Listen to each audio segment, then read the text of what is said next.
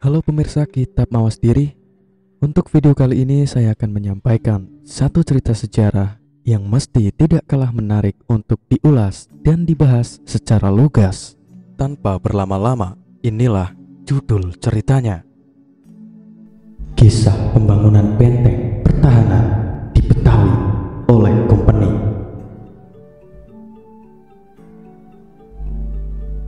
Datanglah Company dengan kapal-kapal dagang ke Betawi. Sekian lama tinggal di Betawi, Company membeli tanah pada Pangeran Jakarta. Tanah itu digunakan untuk membangun benteng pertahanan yang dilengkapi dengan meriam. Lambat laut, Company pun berhasil menguasai bandar Jakarta. Betapa menyesal Pangeran Jakarta atas keputusannya untuk menjual tanah kepada Company. Karena Company ingin menguasai Betawi, Pangeran Jakarta mengerahkan seluruh pasukan untuk melawannya. Akan tetapi, naas bagi Pangeran Jakarta, banyak anggota pasukannya tewas saat terjadi perang melawan pasukan Company. Dengan kekalahan Pangeran Jakarta itu, Company berhasil menguasai seluruh wilayah Betawi. Dalam perang melawan Company, Pangeran Jakarta yang selamat itu datang ke Mataram untuk meminta perlindungan pada Sultan Agung. Sebagai raja yang harus memberikan perlindungan pada siapapun, Sultan Agung memerintahkan pada Adipati Mandurareja, Bupati Wangkit, dan Pangeran Sumedang untuk menyerang Company di Betawi. Sesudah membagi dua pasukan darat dan pasukan laut, pasukan Mataram itu bergerak menuju Betawi, di mana Company telah mencengkeramkan kekuasaannya. Sesampai di Betawi, serangan pasukan Mataram mendapat sambutan dari Company. Karena serangan pasukan dilancarkan dari atas benteng, banyak prajurit Mataram yang gugur berkaparan di tanah. Bila digambarkan, bumi Betawi saat itu seperti tengah dilanda banjir darah, dengan mayat-mayat dengan tatu arang keranjang mengapung di permukaan. Lambat laut, pasukan Mataram yang semula berhasil merusak kota, namun tidak sanggup menghancurkan benteng pertahanan Company itu, semakin lemah. Sungguh pun demikian, pasukan Mataram yang tidak kurang akal itu menyerang Company dengan menggunakan peluru tinja. Meskipun berhasil mengurangi gencarnya serangan tentara-tentara Company, namun serangan pasukan Mataram semakin melemah, hingga akhirnya ribuan prajurit Mataram menjadi tumbal perang di bumi Betawi. Sementara para prajurit Mataram yang selamat meninggalkan medan laga, mereka serempak untuk mundur ke Pesanggerahan. Pada saat itu, Sultan Agung belum mendapat kabar tentang pasukan Mataram yang ditugaskan untuk menyerang Company di Betawi. Karenanya, Sultan Agung memerintahkan Pangeran Purbaya untuk datang ke Betawi. Tak ada tugas yang dibebankan di pundak Pangeran Purbaya selain mengetahui keadaan pasukan Mataram. Sesudah sekian lama berperang melawan pasukan Company, hanya dengan dua abdinya, Pangeran Purbaya datang mendatangi Pesanggerahan. Pasukan Mataram hanya berhasil merusak kota Betawi, belum mampu meruntuhkan benteng Company. Laporanmu telah aku terima. Sepulangku ke Mataram, berita ini akan aku aturkan pada Angger Sultan. Pangeran Purbaya terdiam sesaat. Hanya pesanku, pasukan Mataram sudah ringkih. Jangan menyerang. Bertahanlah untuk sementara waktu. Tunggu titah raja. Usai menyampaikan pesan pada Adipati Mandurareja, Pangeran Purbaya pulang ke Mataram. Keesokan harinya, sesampai di Mataram, Pangeran Purbaya menyampaikan keadaan pasukan Mataram di Betawi yang belum mampu meruntuhkan benteng Kumbeni pada Sultan Agung. Mendengar laporan Pangeran Purbaya, Sultan Agung sejenak merenung. Kiranya sudah menjadi takdir Sang Kuasa. Paman Purbaya, orang-orang Belanda berhasil menguasai Betawi. Bahkan kelak, orang-orang Belanda akan dapat mencengkram kuku-kuku keluasannya di bumi Jawa dan Nusantara. Lantas, apa tindakan Angger Sultan sekarang? Ananda akan memerintahkan pada Tumenggung Wiraguna untuk datang ke Betawi. Sultan Agung mengalihkan pandang dari Pangeran Purbaya ke Tumenggung Wiraguna. Wiraguna, sampaikan surat ini kepada Gubernur Jenderal. Dalam isi surat, aku mengizinkan Kumpeni untuk tinggal di Betawi, asal Kumpeni bersedia memberikan upeti setiap tahun kepada Mataram. Tanpa menunggu hari berganti minggu, Tumenggung Wiraguna datang ke Betawi. Sesampai di Betawi, Wiraguna menghadap Gubernur Jenderal Kumpeni di dalam loji. Sesudah sekian lama berbincang dengan Wiraguna, Gubernur Jenderal menyepakati permintaan Sultan Agung. Melalui Kapten Temas, Gubernur Jenderal menyampaikan persetujuan atas permintaan Sultan Agung itu melalui surat. Berangkatlah kemudian Kapten Temas yang disertai Tumenggung Wiraguna menuju Mataram dengan menaiki kapal. Sesampai Mataram, Kapten Temas menghadap Sultan Agung, menyampaikan surat dari Gubernur Jenderal Kumpeni. Ketika membaca surat itu, Sultan Agung merasa lega karena Kumpeni telah menyepakati permintaannya. Maka sejak itu, hubungan antara Mataram dan Kumpeni berangsur-angsur berubah membaik.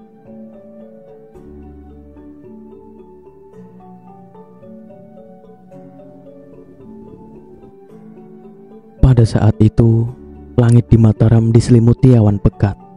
Gerimis yang turun di bumi serupa air mata orang-orang Mataram yang tengah melepaskan arwah Sultan Agung menuju pemakaman Raja-Raja Mataram di Imogiri tepatnya. 3 hari kemudian, Permaisuri Sultan Agung pun menyusul sang raja menuju istana keabadian. Pada waktu yang tak berselisih jauh, Pangeran Alit dan Pangeran Pekik meninggal. Seusai Sultan Agung surut, Pangeran Adipati menjadi raja di Mataram. Di masa pemerintahannya, Sunan Amangkurat I terancam dengan makar Trunajaya atau Panembahan Rama. Pangeran Adipati Anom, orang-orang Madura dan orang-orang Makassar di bawah komando Karaeng Galengsong. Menangkap persiapan makar Trunajaya, Sunan Amangkurat mengerahkan pasukan Mataram di bawah komando Pangeran Purbaya. Setiba di Kediri, serangan pasukan Mataram disambut perlawanan pasukan Trunajaya. Naas bagi Pangeran Purbaya. Di dalam perang itu, sang pangeran gugur di medan laga.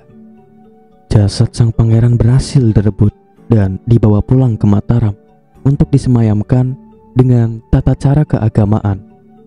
Gugurnya Pangeran Purbaya membuat pasukan Mataram mundur dari medan laga, menyaksikan mundurnya pasukan Mataram.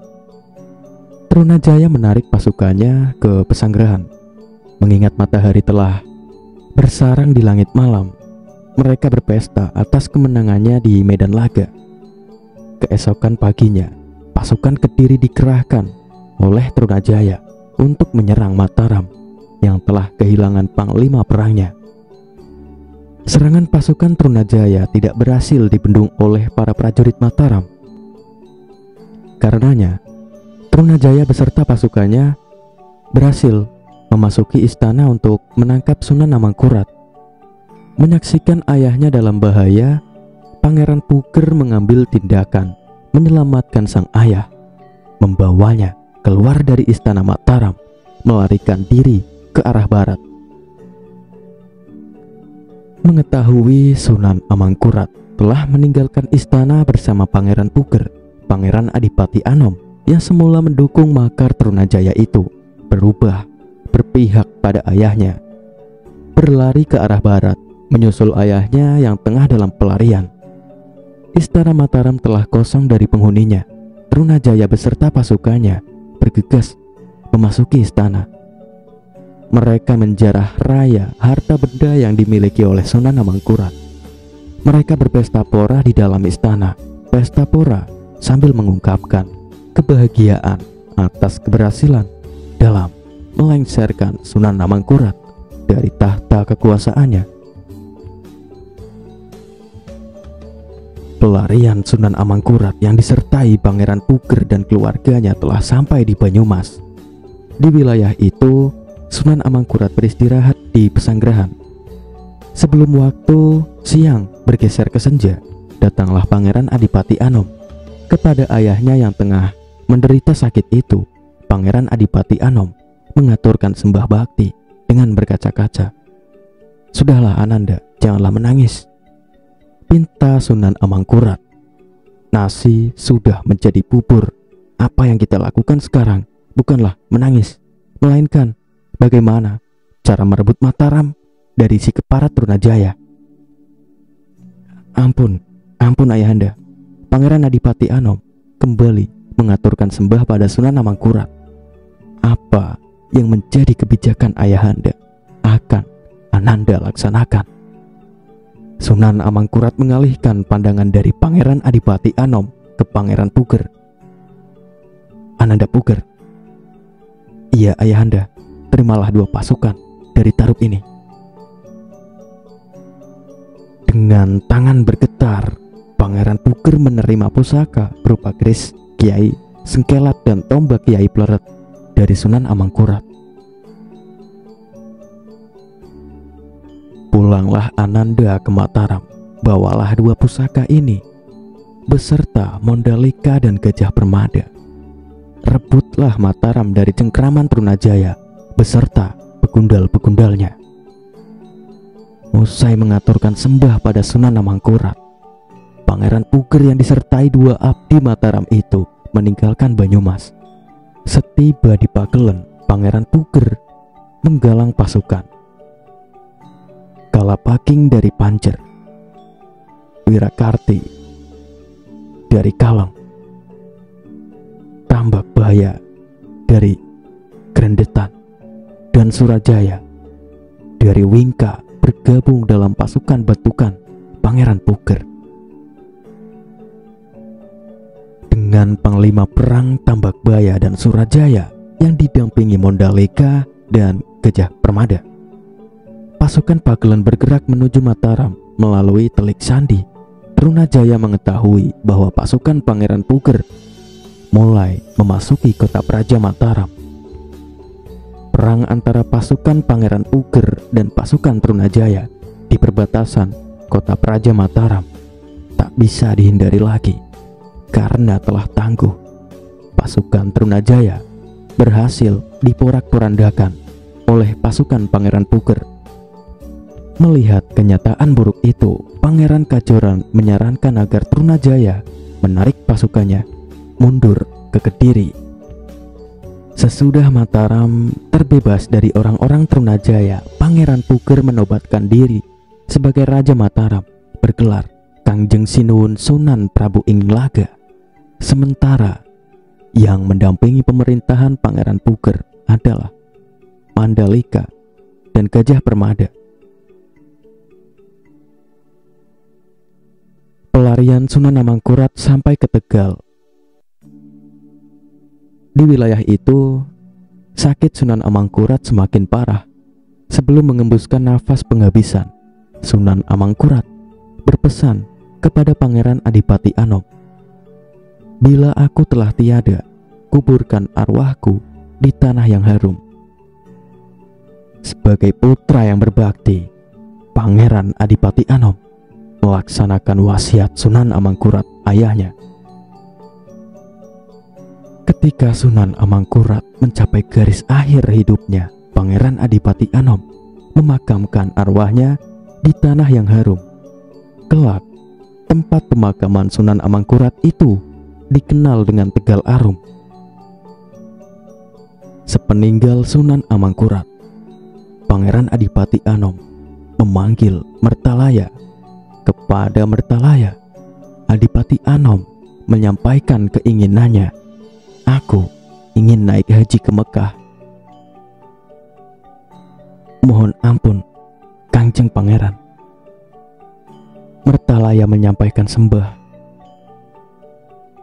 Bila saran hamba, sebaliknya Kangjeng Pangeran menjadi raja di Mataram. Tidak, Mertalaya. Biarlah yang menjadi raja Mataram Dimas Pangeran Puger. Dia yang mendapat pusaka Mataram. Ketika Mertalaya tengah mencarikan kapal untuk dilayarkan ke Mekah, Pangeran Adipati Anom tidur di dalam masjid. Saat antara tidur dan jaga, Pangeran Adipati Anom menangkap sinar terang yang menimpa tubuhnya. Sesudah terbangun dari tidur, Pangeran Adipati Anom memanggil Mertalaya. Aku tak jadi ke Mekah. Aku ingin menjadi raja di Mataram. Mendengar penuturan Pangeran Adipati Anom, Mertalaya tampak girang. Keinginan Kanjeng Pangeran, hamba mendukung. Terima kasih, Mertalaya. Pangeran Adipati Anom sejenak terdiam. Sekarang panggilkan Mandaraka. Mertalaya undur diri dari hadapan Pangeran Adipati Anom untuk memanggil Mandaraka. Oleh Pangeran Adipati Anom, Mandaraka dinobatkan sebagai patih. Kebijakan Pangeran Adipati Anom yang kemudian menjadi raja bergelar Sunan Amangkurat II itu mendapat dukungan Mertalaya. Mangun Oneng, Martapura, Suranata, dan Hurawan.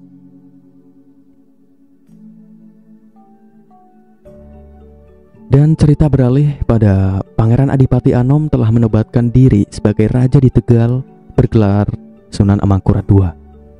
Pada awal pemerintahannya, Sunan Amangkurat memerintahkan kepada Patih Arya Sindureja untuk menghadap Gubernur Jenderal Kumpeni di Betawi. Tak ada tujuan yang ingin dicapai oleh Sunan Amangkurat selain meminta bantuan untuk menyerang Trunajaya di Kediri. Permintaan bantuan dari Sunan Amangkurat yang berupa pasukan Kumpeni itu disetujui oleh Gubernur Jenderal. Maka diberangkatkan pasukan Kumpeni yang berdiri 20 opsir dan 500 tentara bersenjata Belanda di bawah komando Amral Al-Dewelbih itu menuju Kediri. Setiba di sebelah barat Bengawan, pasukan Kumpeni melancarkan tembakan-tembakan senapan pada pasukan Kediri yang melawannya di sebelah timur Bengawan. Karena kalah persenjataan, pasukan Kediri yang dipimpin oleh Kraeng Galengsong mundur dari medan laga menghadap Trunajaya. Mendapat laporan kalau pasukannya berhasil ditaklukkan oleh pasukan Kumpeni, Trunajaya berang bukan kepalang kepada pasukannya. Trunajaya yang akan menobatkan diri sebagai pemimpin perang itu mengerahkan pasukannya untuk melawan serangan Kumpeni. Bersamaan datangnya pasukan Kediri di sebelah timur Bengawan, Sunan Amangkurat bersama pasukannya telah tiba dan bergabung dengan pasukan Bengawan sedang banjir bandang. Kedua pasukan sama-sama kuatnya sehingga perang berlangsung sangat lama. Pasukan gabungan Tegal dan Kumpeni yang mulai lebih unggul dalam persenjataan itu menyeberangi Bengawan yang mulai surut airnya. Perang semakin tak seimbang. Banyak prajurit Kediri dan Makassar yang tewas. Menyaksikan kenyataan pahit itu, Trunajaya melarikan diri dari medan laga, mengungsi ke Gunung Sempora. Seusai pasukan gabungan Tegal dan Kumpeni berhasil menumpas pasukan Trunajaya, Sunan Amangkurat memasuki istana Kediri. Di dalam istana itu, Sunan Amangkurat yang kehilangan Patih Mandaraka karena meninggal sewaktu dalam perjalanan dari Tegal ke Kediri itu, kemudian menunjuk Nerangkusuma sebagai patihnya. Cerita beralih pada saat Sunan Amangkurat II, seorang raja yang belum memiliki istana. Semula, Sunan Amangkurat ingin membangun istana di Surabaya. Selain itu, Sunan Amangkurat ingin membangun istana di Mataram karena Pangeran Puger sudah berkuasa di Mataram. Sunan Amangkurat membatalkan niatnya. Teringatlah Sunan Amangkurat pada pesan Sunan Giri yang menyatakan agar anak turunnya mendirikan istana di hutan Wanakerto. Karenanya, Sunan Amangkurat memerintahkan kepada Patih Nerangkusuma untuk membuka hutan Wanakarta serta membangun istana yang dijadikan sebagai pusat pemerintahannya. Dengan dipimpin oleh Patih Nerangkusuma, para pengikut Sunan Amangkurat membangun istana di hutan Wanakarta. Seusai istana dibangun, Sunan Amangkurat menamainya Kartasura. Maka kerajaan yang didirikan oleh Sunan Amangkurat dikenal dengan Kesultanan Kartasura. Sewaktu dihadap oleh para punggawa dan kerabat, Sunan Amangkurat memerintahkan kepada Mangunjaya untuk menyampaikan surat pada Pangeran Puger di Mataram. Membaca surat yang menyatakan bahwa Sunan Amangkurat telah menobatkan diri sebagai Raja Kertasura. Pangeran Puger sangat murka, mengingat selain mengkhianati janjinya, di mana semula tak ingin menjadi raja, melainkan lebih memilih naik haji ke Mekah. Penobatan Sunan Amangkurat sebagai raja didukung oleh Kompeni. Sebab itu, Pangeran Puger mengerahkan pasukannya untuk menyerang Kartasura. Mendengar warta kalau pasukan Mataram hendak menyerang Kartasura, Sunan Amangkurat segera mengerahkan pasukannya. Perang antara Mataram dan Kartasura yang mendapatkan dukungan pasukan Kompeni pecah. Para prajurit dari kedua belah pihak pun berjatuhan sebagai korban perang saudara dari dua putra Sunan Amangkurat I. Karena waktu senja telah tiba, pasukan Kertasura ditarik mundur oleh Sunan Amangkurat. Demikian pula dengan pasukan Mataram.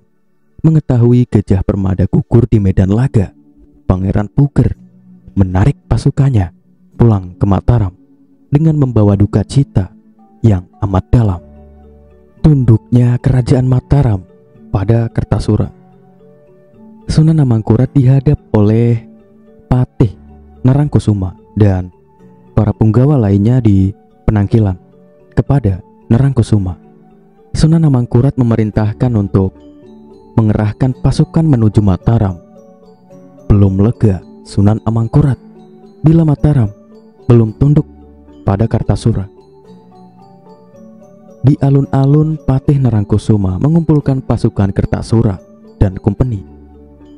Sebelum matahari setinggi tombak, pasukan gabungan Kertasura dan Kompeni itu berangkat menuju Mataram.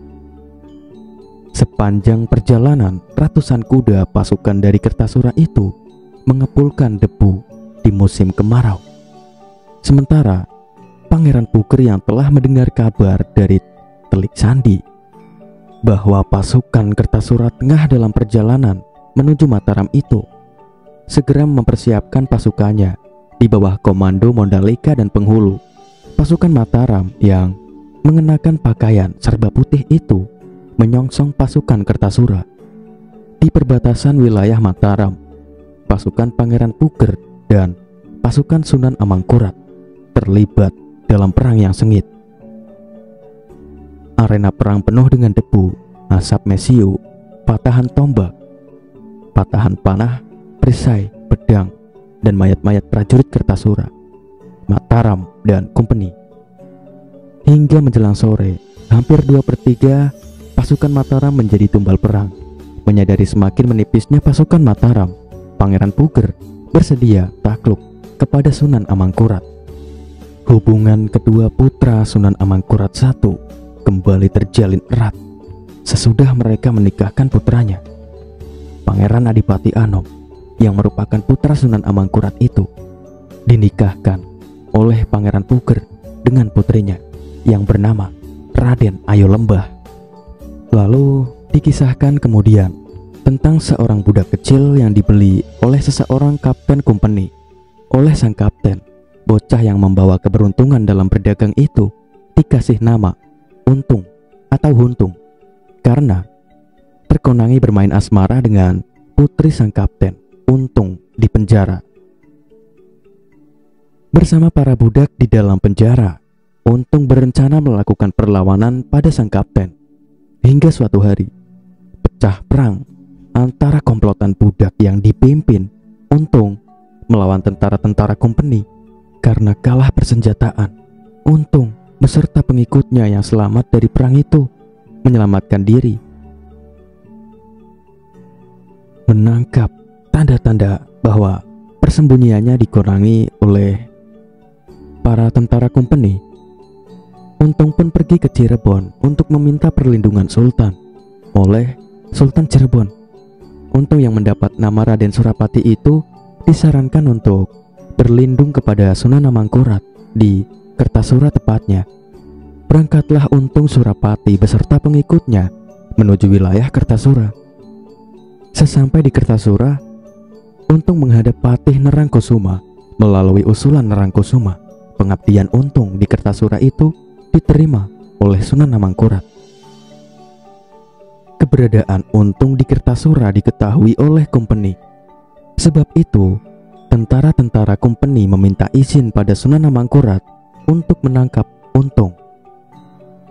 Raja Kertasura itu mengizinkan permintaan company, namun tidak bersedia membantu dalam upaya penangkapan Untung. Dengan didukung Pangeran Puger dan pasukan Kapugeran, Untung beserta seluruh pengikutnya berhasil melumpuhkan pasukan company. Bahkan komando pasukan company bernama Kapten Tak dan Kapten Brisman tewas dalam perang yang berlangsung di alun-alun Kertasura.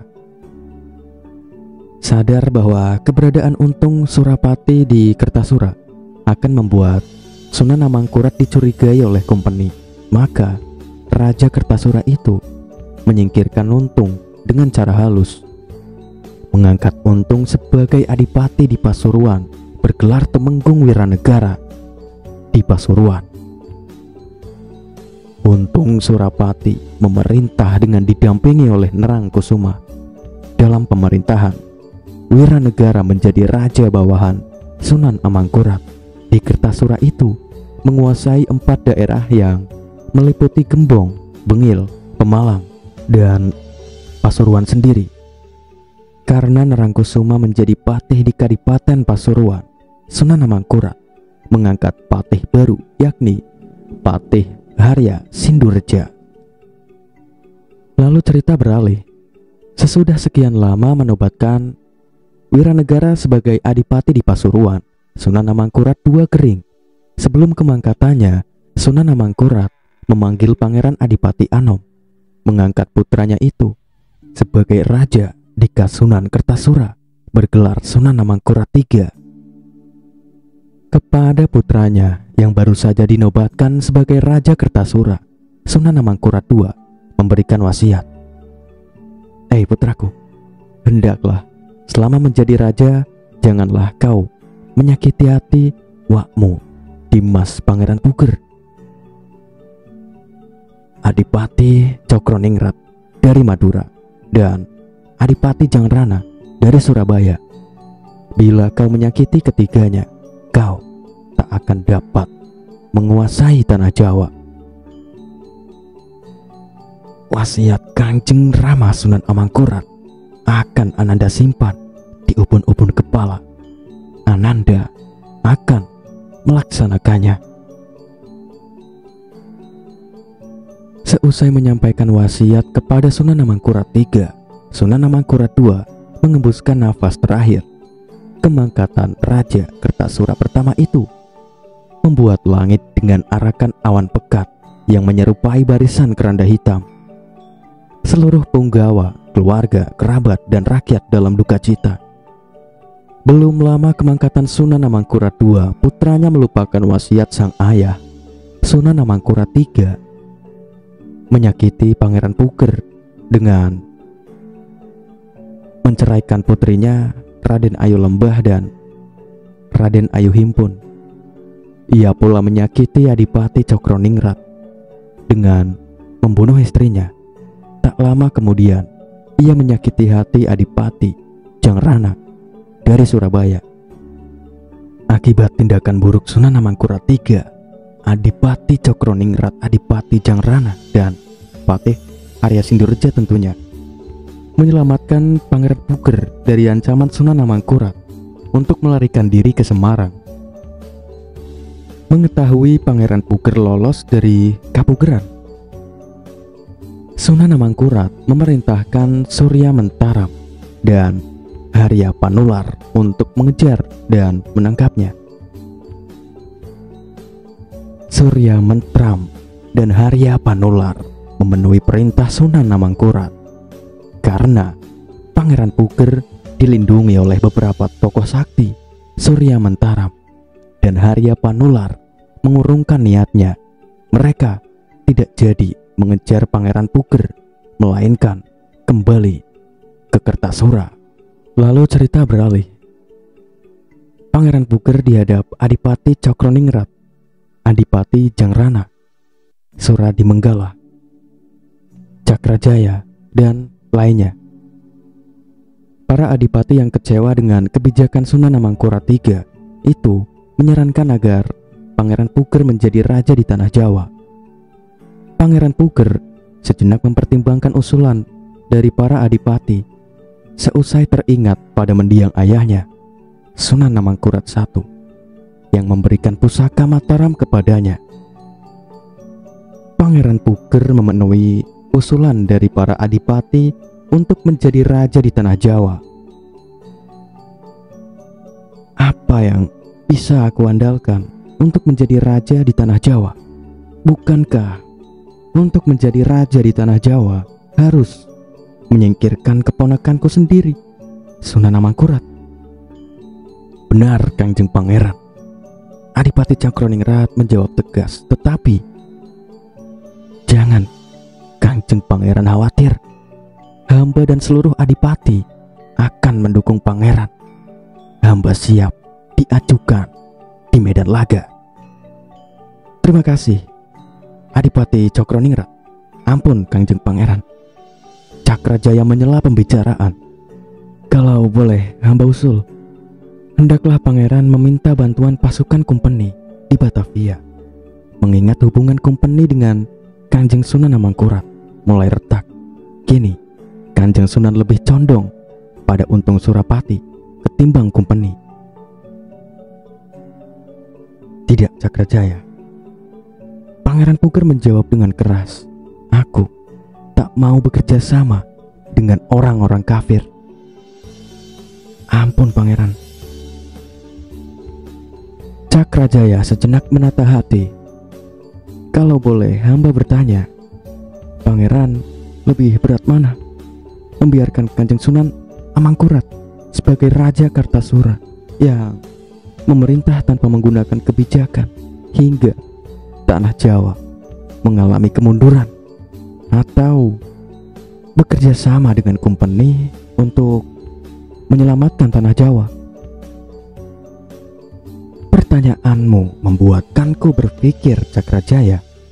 Pangeran Puger menghela nafas panjang. Karenanya aku diperintahkan pada dirimu untuk datang ke Betawi, nyatakan pada Gubernur Jenderal bila Pangeran Puger dari Semarang meminta bantuan pasukan Kumpeni untuk menyerang Kertasura. Cakrajaya undur diri dari hadapan Pangeran Puger disertai Suradi Menggala. Cakrajaya pergi ke Betawi menghadap Gubernur Jenderal Kumpeni. Sesudah Kumpeni bersedia memberikan bantuan pasukan kepada Pangeran Puger, Cakrajaya pulang ke Semarang. Tidak menunggu bulan berganti, pasukan Kumpeni telah datang di Semarang. disaksikan Opsir Edrel, Adipati Cokroningrat, Adipati Jengrana, Cokrojaya, Suradimenggala, dan penderek lain. Pangeran Puger dinobatkan sebagai raja bergelar Sri Susuhunan Pakubuwono I. Sehari sesudah penobatan Pangeran Puger sebagai raja, pasukan Kumpeni, Madura, dan Surabaya berangkat ke Kertasura.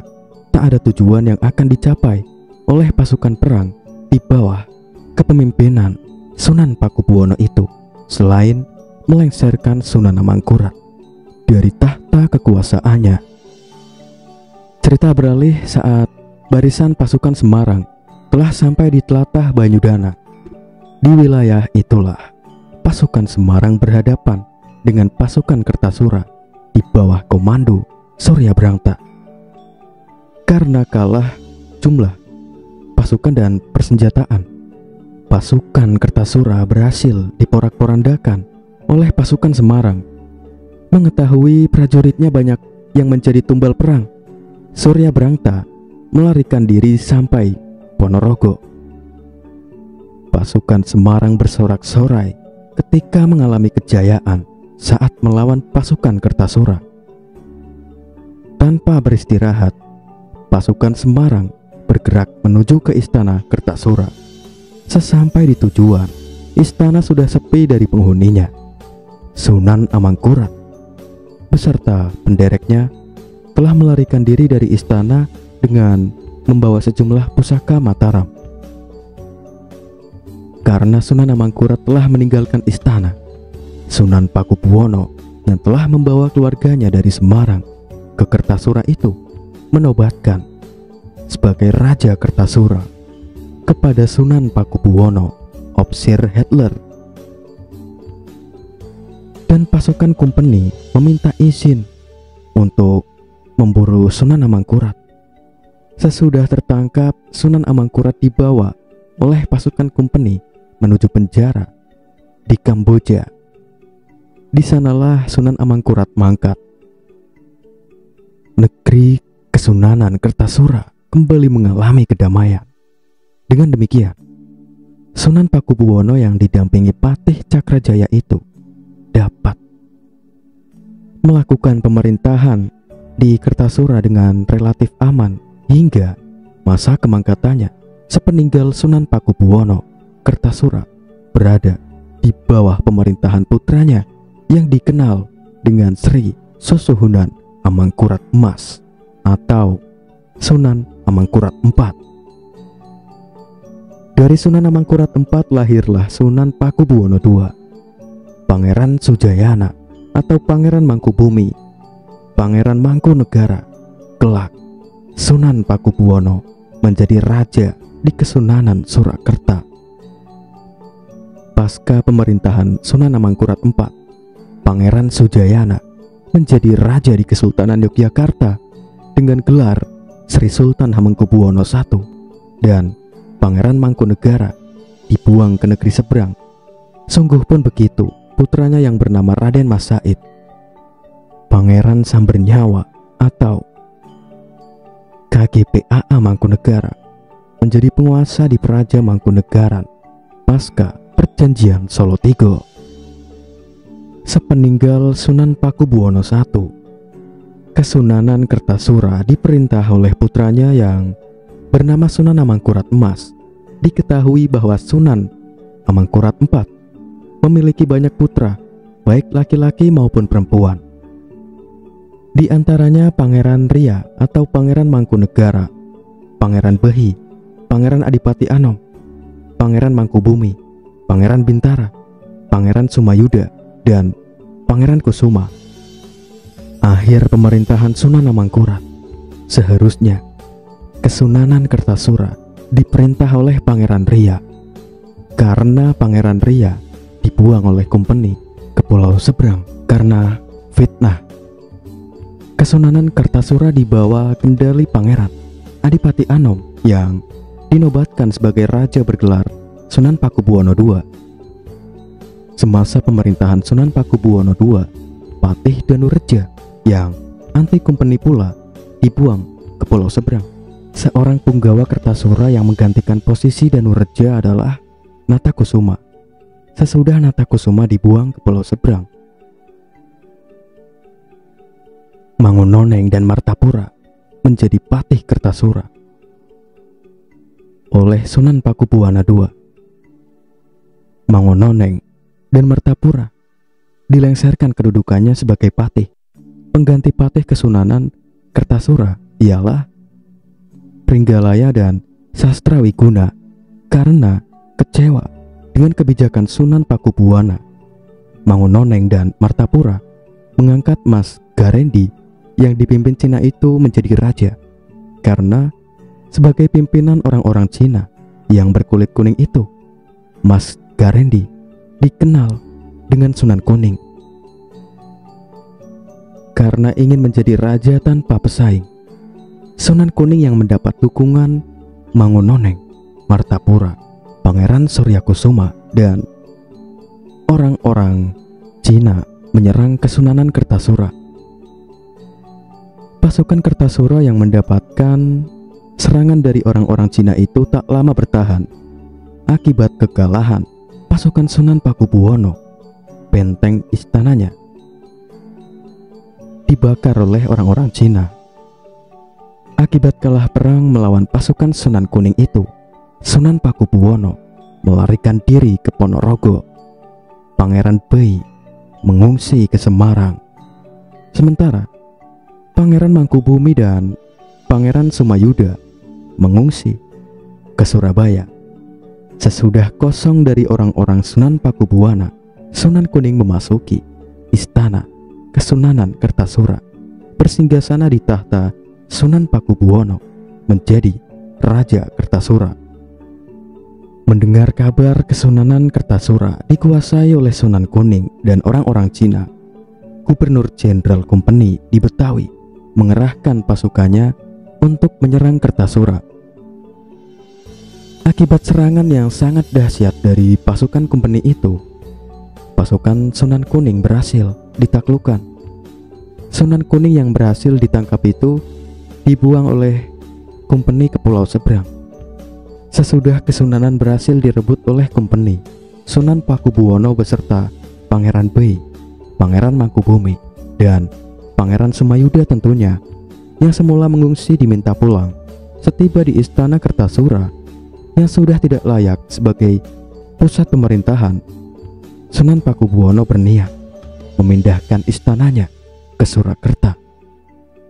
Karena pusat pemerintahan berada di Surakarta, maka kerajaan yang dikuasai oleh Sunan Pakubuwono itu kelak dikenal dengan Kesunanan Surakarta.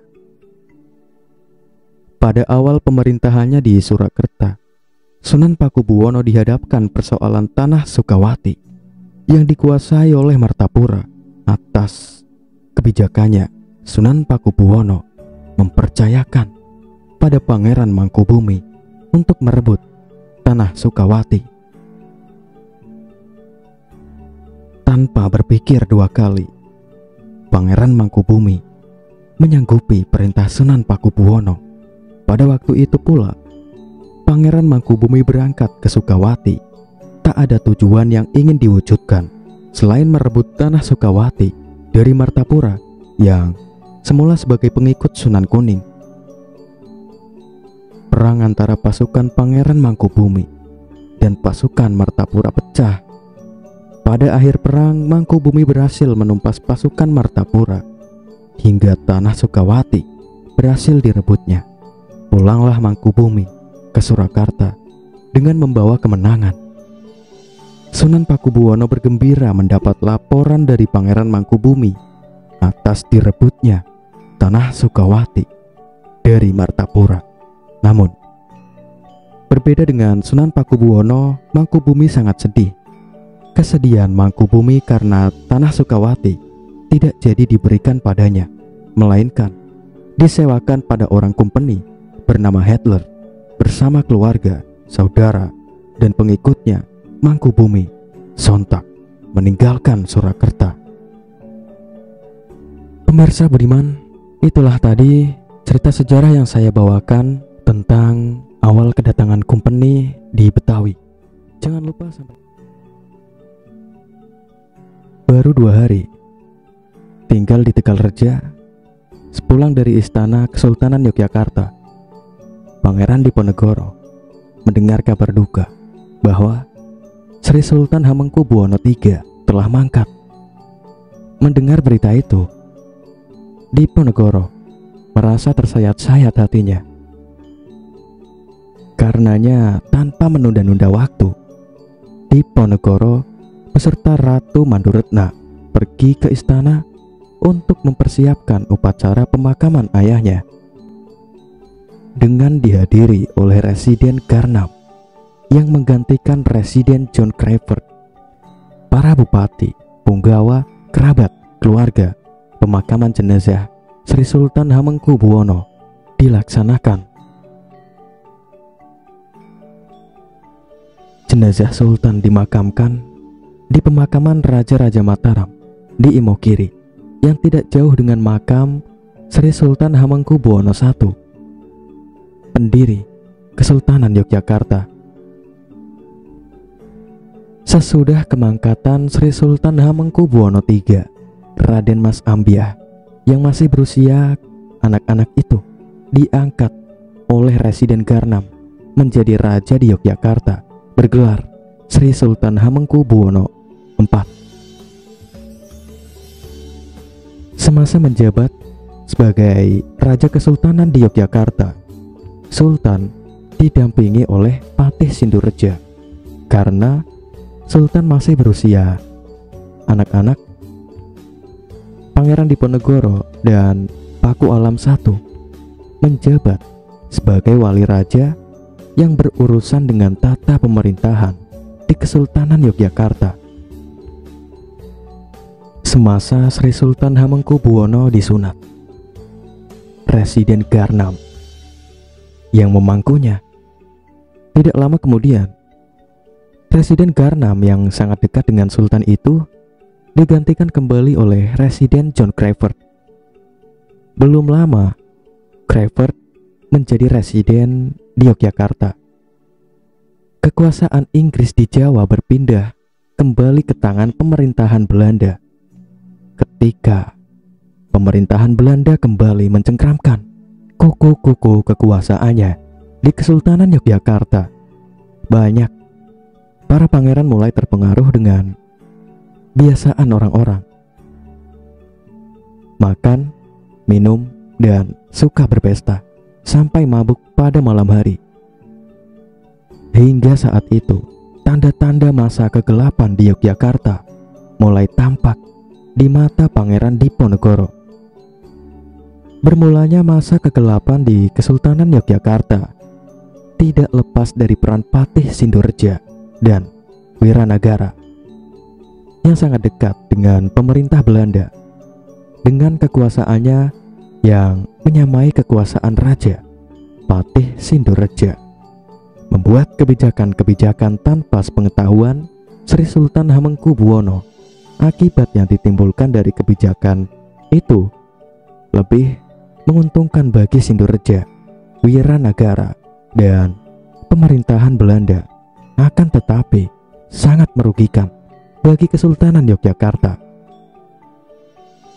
Perihal kekacauan politis yang menyebabkan Sri Sultan Hamengkubuwono sekadar sebagai raja simbolik membuat Pangeran Diponegoro sangat terpukul jiwanya. Terlebih ketika Diponegoro mulai merasakan bahwa tugasnya sebagai wali raja mulai tidak berperan besar di dalam menjaga tata pemerintahan yang baik di dalam Kesultanan Yogyakarta.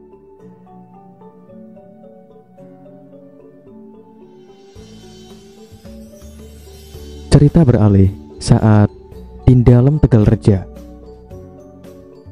Pangeran Diponegoro mulai merasakan ketidakberesan pemerintahan Sri Sultan Hamengkubuwono IV. Apa yang tengah dipertanyakan Diponegoro siang dan malam perihal berita tentang penarikan kolektur dari rakyat yang dilakukan oleh Sultan. Karena ingin mendapatkan jawaban yang gamblang, Diponegoro pergi ke istana. Setibanya di istana, Pangeran Diponegoro bertemu dengan ibunya. Kepada ibunya, Diponegoro menanyakan soal penarikan kolektur yang dilakukan oleh Sri Sultan Hamengkubuwono IV. Karena sang ibu tidak tahu menahu soal kolektur, Diponegoro menemui sultan yang berada di Sitinggil. Benarkah Dimas Sultan turut menggagas penarikan kolektur pada rakyat? Bila demikian, Dimas Sultan telah membuat rakyat semakin menderita hidupnya. Bukan aku yang menggagas mengenai penarikan kolektur kepada rakyat, tetapi gagasan berawal dari Patih Danureja dan Wiranegara, Kang Mas Diponegoro. Mereka pula mengatakan kepadaku bahwa penarikan kolektur kepada rakyat itu sudah mendapat persetujuan dari Kang Mas. Mereka bohong, Dimas Sultan. Sama sekali aku tidak memberikan persetujuan atas gagasan Sindureja dan Wiranegara mengenai penarikan kolektur pada rakyat itu. Pangeran Diponegoro menarik nafas panjang dan menghembuskannya untuk mengurangi beban di dada. Bila Dimas Sultan, berapa orang yang terlibat dalam penarikan kolektur pada rakyat? 2 lurah, Kang Mas. Lurah pertama membawahi 60 orang. Lurah kedua membawa 40 orang. Setiap masa tertentu mereka menarik kolektur dari rakyat. Hasilnya mereka serahkan ke dalam Sindureja. Saya tidak menduga, Dimas Sultan, semasa pemerintahan Ayahanda tidak ada penarikan kolektur pada rakyat. Kenapa? Semasa pemerintahan Dimas Sultan, penarikan kolektur yang memberatkan beban hidup rakyat itu ada. Sebab cabutlah penarikan kolektur kepada rakyat. Sejenak Sri Sultan Hamengkubuwono IV terdiam untuk mempertimbangkan usulan Pangeran Diponegoro. Selang beberapa saat, Sultan memerintahkan Abdi Dalem untuk memanggil Patih Sindureja dan Wiranegara. Selagi perbincangan Sultan dan Diponegoro belum tuntas, menghadaplah 2 punggawa itu. Hamba telah menghadap, Kanjeng Sultan. Wiranegara mengerling pada Pangeran Diponegoro yang tampak bersikap sinis kepadanya. Kiranya ada perintah apa pada hamba? Hamba siap melaksanakan. Aku memerintahkanmu untuk mencabut kesepakatan mengenai penarikan kolektur pada rakyat yang semula telah disepakati oleh pihak kesultanan dengan Residen Belanda. Sudah tidak bisa, Kanjeng Sultan. Surat keputusan untuk penarikan kolektur pada rakyat sudah ditandatangani bersama antara pihak kesultanan dengan Residen Belanda. Mendengar jawaban Wiranegara, Sri Sultan Hamengkubuwono IV tampak menyesali apa yang dilakukan, membiarkan Patih Sindureja dan Wiranegara membuat kesepakatan dengan Residen Belanda mengenai penarikan kolektur kepada rakyat. Bagaimana, Kang Mas? Kesepakatan soal penarikan kolektur pada rakyat tidak bisa dicabut kembali. Sekarang tinggal pilihan Dimas Sultan. Pilih aku atau kedua orang ini. Bila pilih aku, cabut kesepakatan penarikan kolektur pada rakyat. Bila pilih mereka, aku tak mau tahu urusan dengan itu. Merasa disudutkan pada pilihan dilematis oleh Pangeran Diponegoro, Sri Sultan Hamengkubuwono IV berkata tegas pada Patih Sindureja dan Wiranegara. Dengan terpaksa, aku mencabut keputusanku untuk menyepakati soal penarikan kolektur kepada rakyat. Ampun, Kanjeng Sultan. bila mencabut kesepakatan soal kolektor pada rakyat?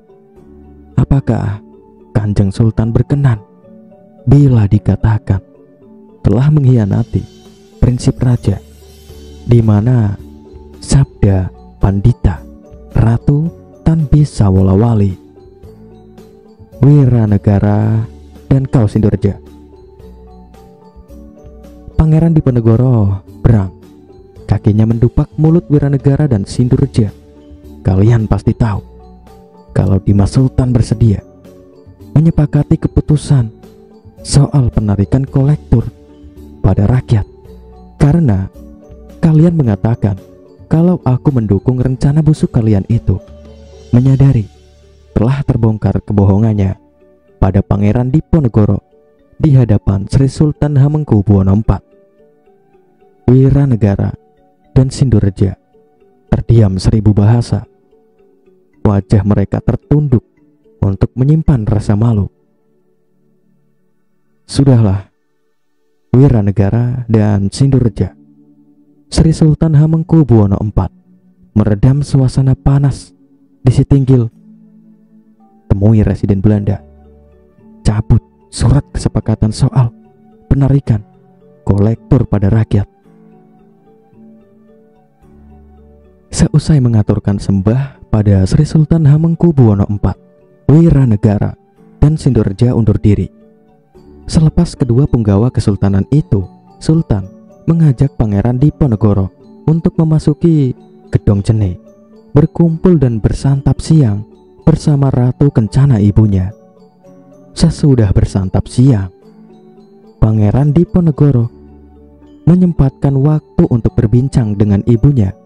Ambang sore, Diponegoro berpamitan pada Sri Sultan Hamengkubuwono dan ibunya untuk pulang. Sesudah keluar dari Gedong Jene, Diponegoro berjalan ke arah alun-alun Pungkuran. Sesudah melompat ke gigir kuda, Diponegoro memacunya, lalu menuju dalam Tegal Reja.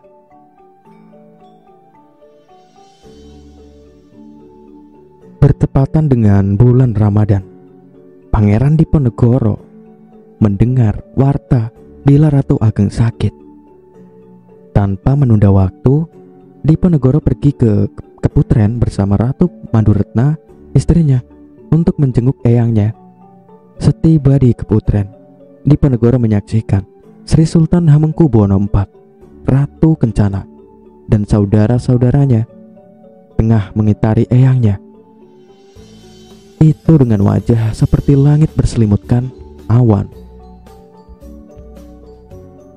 Di tengah keluarganya yang sedang berkumpul di Kaputren itu, Sri Sultan Hamengkubuwono IV menanyakan kepada Pangeran Diponegoro, "Bagaimana menurut pendapat Kang Mas? Karena eyang sedang sakit, apakah upacara grebek pada Bada Syawal besok dilaksanakan? Apapun yang terjadi, pelaksanaan upacara grebek Bada Syawal harus dilaksanakan. Upacara itu sudah menjadi tradisi Kesultanan Yogyakarta yang diwariskan oleh leluhur kita, Dimas Sultan. Apa yang disarankan oleh Pangeran Diponegoro dilaksanakan oleh Sri Sultan Hamengkubuwono IV. Seusai bulan Ramadan, upacara grebek Syawal dilaksanakan di alun-alun utara Kesultanan Yogyakarta. Sesudah upacara itu, Ratu Ageng meninggal. Karenanya 40 hari kemudian, Ratu Kencana yang merupakan istri mendiang Sri Sultan Hamengkubuwono III menggantikan kedudukan Ratu Ageng. Tempat tinggal Ratu Kencana berpindah di tempat tinggal mendiang Ratu Ageng. Meninggalnya Ratu Ageng membuat matahari di langit Kesultanan Yogyakarta tampak muram. Suasana makin muram ketika timbul pemberontakan Sinduratmaja yang mendapat dukungan Pangeran Mertasana, seorang pangeran yang suka melakukan maksiat. Berita tentang pemberontakan Sinduratmaja itu disampaikan oleh Sri Sultan Hamengkubuwono IV kepada Pangeran Diponegoro melalui kedua utusannya, Sastrawiraga dan Sastrabau. Kedatangan kami di Tegalreja diutus oleh Rai Pangeran Diponegoro untuk menyampaikan berita tentang pemberontakan Sinduratmaja dan Pangeran Dipasana yang berbaris di Dusun Benda. Kedu tepatnya. Siapakah Sinduratmaja? Hamba kurang tahu betul mengenai Sinduratmaja. Sejauh yang hamba tahu, ia memiliki seorang istri dan berhasil membunuh serdadu Belanda.